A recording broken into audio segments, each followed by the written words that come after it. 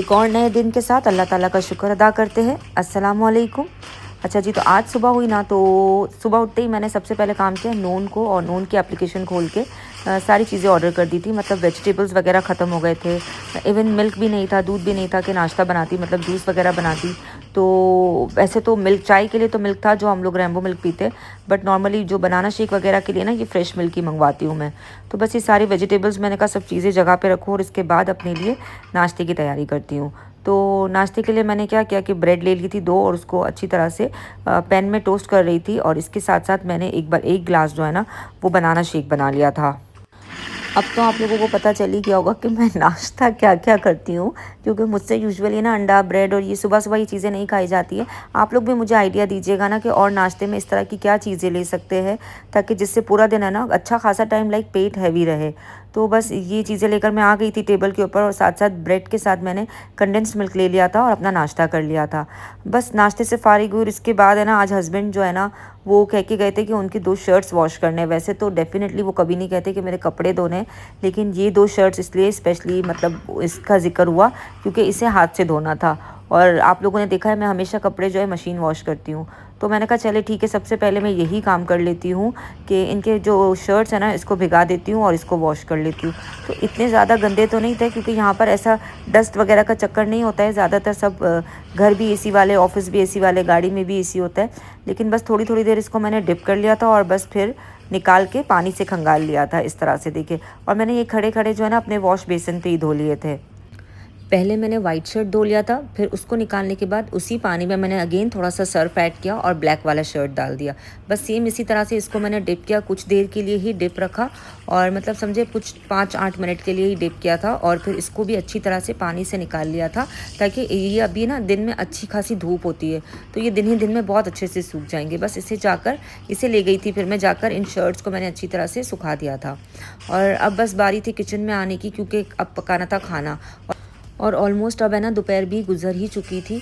तो बस मैंने सोचा चले सबसे पहले मैं खाना बना लेती हूँ। और आज खाने में ना बनाना था भिंडी गोश्त, क्योंकि मेरे भांजे ने कहा था कि वो आ रहा है और उसे भी भिंडी गोश्त बहुत पसंद है, मतलब भिंडी बहुत पसंद है, और मुझे तो गोश्त के साथ ही खानी थी भिंडी। एक लंबा टाइम हो गया, लाइक शायद सालों गुजर गए, मैंने भिंडी नहीं खाई थी। तो मुझे तो पता भी नहीं था कि भिंडी बनती कैसे है, पता नहीं कितने टाइम पहले मैंने बनाई होगी। तो मैंने सबसे पहले यूट्यूब खोला, उसको देखा कि भिंडी कैसे बनाई जाती है। तो बस भिंडी को अच्छी तरह से पहले मैंने धोया, उसको पोंछा। ये मुझे याद था कि भिंडी को धो के पोंछा जाता है, क्योंकि मम्मी अक्सर ये सारे काम करवाती थी, लाइक भिंडी धो के दे देती थी कि इसको पोंछो बैठ के। तो बस ये चीज़ें पता थी, और बस फिर भिंडी को पोंछ के अच्छी तरह से कट कर लिया था, और जितने पीसेस में मुझे चाहिए था। जो वीडियो मैंने देखी थी ना, उसमें तो बड़े बड़े पीसेस थे, लेकिन मुझे ऐसा था कि नहीं, इतने बड़े बड़े पीसेस नहीं रखने, छोटे छोटे पीसेस करते हैं। तो बस साथ साथ मैंने टोमेटो भी चॉप कर लिए थे, अनियन भी चॉप कर ली थी, और गोश्त भी मेरा निकल चुका था ऑलमोस्ट। तो बस उसको अच्छी तरह से वॉश कर लिया था, क्योंकि गोश्त है ना मैं धो के नहीं रखती, ऐसे ही पैकेट रख देती हूँ। जैसे चिकन तो मैं अच्छी तरह से धोती हूँ, सिरके में डिप करती हूँ, लेकिन गोश्त नहीं धोती। बस तो मैंने क्या किया कि वो पतीली में ऑयल डाला, ऑयल में मैंने सबसे पहले प्याज को फ्राई कर लिया। जब प्याज गोल्डन ब्राउन होना शुरू हो गए तो उसमें साबित गरम मसाला डाल दिया, और जब 1-आध मिनट वो फ्राई हो गया, 1-आध मिनट तो नहीं, कुछ सेकंड्स ही उसको फ्राई किया, और फिर मैंने गोश्त डाल दिया। अच्छी तरह से गोश्त को भूना, साथ में अदरक लहसुन का पेस्ट डाल के भी भून लिया, और फिर इसके अंदर मैंने डाले स्पाइसेस। अच्छा, स्पाइसेस सारे बेसिक स्पाइसेस है, हल्दी है, लाल मिर्ची है, कश्मीरी मिर्ची है, नमक है, स्टीम रोस्ट मसाला है, और इसके साथ साथ मैंने इसमें 1/2 टीस्पून तक है ना वो डाला था, ये वेजिटेबल मसाला, क्योंकि मैं भिंडी बना रही थी, और इससे इतना अच्छा फ्लेवर आ जाता है ना सब्जियों का कि मज़ा आता है खाने में। मतलब जो लोग सब्ज़ी नहीं भी पसंद करते ना, उनको भी अच्छा लगता है। बहरहाल मेरे बेटे को तो फिर भी नहीं पसंद आती। खैर, इसके बाद है ना मैंने चॉप्ड अनियन कर लिए, चॉप्ड टमाटो डाल दिए थे, और इसको ढक के रख दिया, ताकि गोश्त गलने के साथ साथ है ना टमाटर भी अच्छी तरह से गल जाएंगे। अब मैंने कहा जब तक ये गल रहा है तो चलो फ्रिज का जो नीचे वाला पार्ट है ना, वैसे तो मैंने फ्रिज अभी क्लीन किया था, लेकिन ये जो बास्केट्स में ये कचरा गिरता है ना सारा, प्याज वगैरह का ये मैश हो जाता है। तो मैंने कहा चलो अगेन नई वेजिटेबल्स मंगवाइए, तो उनको भी सारा प्रॉपर्ली रख लेती हूँ, और जो पुरानी वाली 1-1, 2-2 पीसेस है ना, उनको ऊपर सेट कर लेती हूँ। तो बस ये सारा करने बैठ गई थी को पहले सारी बास्केट्स को है ना अच्छी तरह से क्लीन किया, फिर आलूओं को रखा। इसके बाद आई बारी अनियंस की। अनियंस का भी जो था नया वाला बास्केट खोला, उसको रखा अच्छी तरह से, और जो पुराने वाले आलू और प्याज थे ना, वो मैंने ऊपर ही रख लिए थे, ताकि पहले वही यूज़ हो जाए।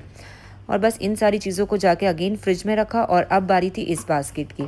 ये भी है ना थोड़ी सी मैसी मैसी गंदी गंदी सी हो रही थी, तो बस मैंने इसको भी क्लीन किया और बस जो टमाटर नए मंगवाए थे वो रखे और जो पुराने कुछ एक आध पीस ही पड़ा था उसको भी ऊपर रख लिया। इतनी देर में मैंने चेक किया ना कि मेरा गोश्त गला है कि नहीं गला है, तो इसमें अभी भी थोड़ी सी कसर बाकी थी, तो मैंने अगेन उसको है ना ढक के रख दिया। अब इसके बाद थी हरी मिर्चों की बारी, तो हरी मिर्चों को मैं हमेशा इसी तरह से रखती हूँ।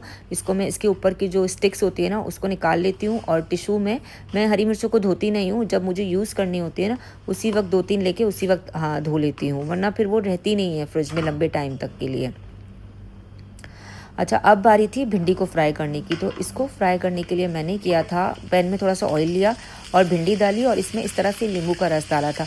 ये आई थिंक मैंने रूबी आंटी की उसमें देखा था कि वो इस तरह से डाल रही थी नींबू, तो इससे क्या होता है जो ये लेस बनता है ना भिंडी में वो बन तो रहा था लेकिन साथ साथ ख़त्म भी हो रहा था, वरना तो इसको मतलब फ्राई करने में इतना टाइम लग जाता है भिंडी को कि इसका लेस ख़त्म हो जाए।